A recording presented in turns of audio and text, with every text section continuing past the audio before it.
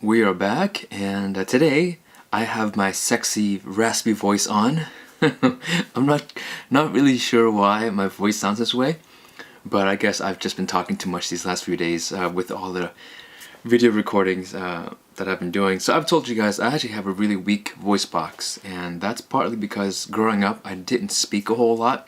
I was a very shy kid, and so when I go through days where I talk for more than an hour or 2 hours at a time, this happens. And so when you guys hear this voice, it's not because it's I'm trying to be sexy or anything.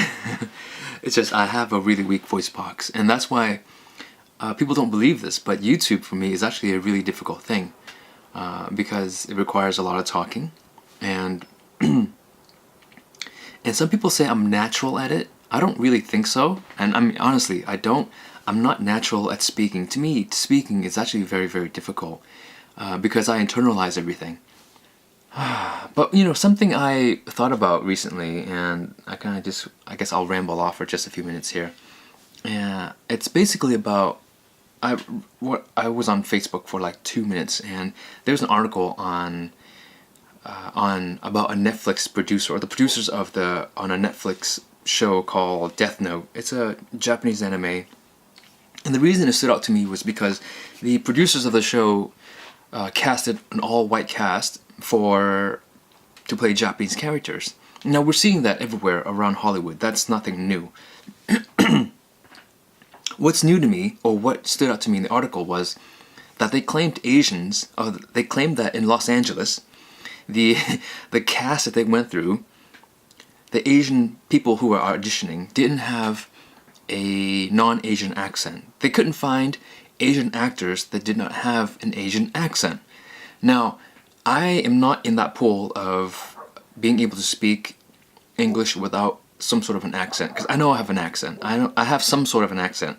Growing up in a Vietnamese speaking home, going to Chinese school for a little while, living with friends from who spoke with a very English accent, living up in Canada for a while. So I know that I don't have a perfectly Western accent. When I watch my videos on YouTube, I know that I don't have an accent. People comment, like, what is your accent? Where is it from? It's like, one of my, I don't even know if this person is a subscriber or not, but one of my comments said, your accent pisses me off. It's fake, and you're trying to hide something, and so why not speak with your true Asian accent? And so, it's really funny. I mean, I know I don't have a great accent. You're your own worst critic.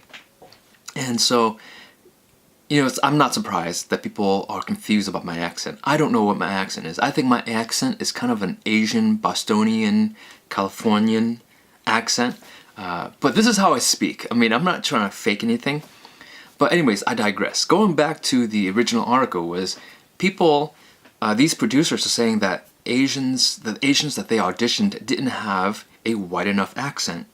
I mean, that to me is just, talk about racism at its purest. I know that Hollywood's fake. Hollywood is all about money. It's not about political correctness. At least they all say that they are, but they're really not. It's all about making money. And so I respect producers that say, hey, we casted Matt Damon in a Chinese role because we're going to make more money.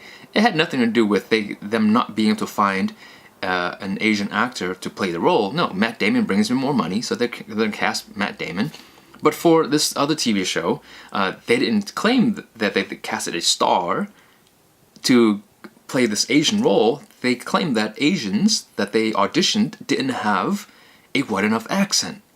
And so, that is just hilarious to me. Turn the AC off for a second here. So it's just like, where do you guys live? I mean, have you walked around Los Angeles and spoken to other Asian people? Hop on YouTube. There are thousands of Asian people on YouTube that can speak without a Chinese or Asian accent. I'm not necessarily offended by this. I just find it so blatantly racist, and I don't see many people calling this producer or Netflix out for this. There are so many other cases out there of this, and not just for Asians, but for Latinos, for blacks. You name it. It is just all over all over in our faces in Hollywood. You know, and this is just a really small note, and I used to go, for a very, very short amount of time, I actually was contemplating of becoming an actor. And it happened for about 3 days, okay? I mean, that stint was really, really short, and it didn't work out for me. And I hate auditioning, I hate acting, I'm not cut out for it. But I remember going to auditions, and the Asian casting director and producers were sitting there, and they would say things like, "Can you sound more Asian?" And oh, can you look less menacing? I'm not a menacing guy. I mean, I'm not. I mean, they'll say things like, "Can you look more feeble? Can you sound more feeble?" Asian producers, Asian casting directors would say this to me. And that's when I knew, like, this is not the right industry for me. I'm not willing to belittle myself. I'm not willing to make myself less than who I am or what I am so that I can appease them and book a role. You know, and it's just this stereotyping of Asians doesn't come from all Asian or white producers or black producers. It comes from Asian producers, Asian directors, Asian casting directors, because I've been there, I've seen it. You know, so this, you know, it's my wife calling with my kids.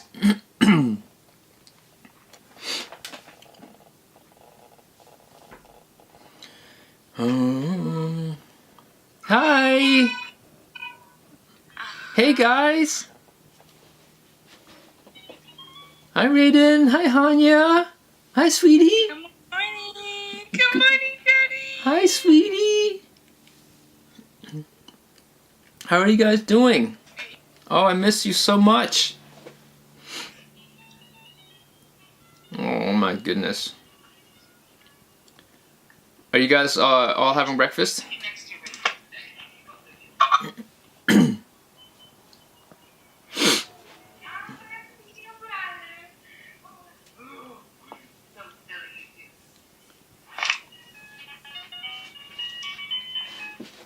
Oh, the sweet little guys. Oh my goodness. I miss you guys so much. I love you, Raiden. I love you, Hanya. I love you, Sierra. Oh, I love you guys so much. Is Sierra having breakfast? Yeah. Oh. Okay. So we're gonna go out to Robin's house. Oh, okay. Later today. Okay, have fun. I love you. Okay. Oh, say love you, Daddy. Oh, here, let me let Sierra see you for a second. And she can hang up. Okay. Go, right? That would be fair. I'm coming for you, loves. Hey, hi, Daddy, I love you. Daddy has to go, okay? I love you, Sierra. You're so beautiful. I love you, sweetie. Can you blow me a kiss? Oh, I love Daddy you. has to go, so you can say bye-bye and we'll call him later, okay? Bye-bye, lovely. Oh, my goodness.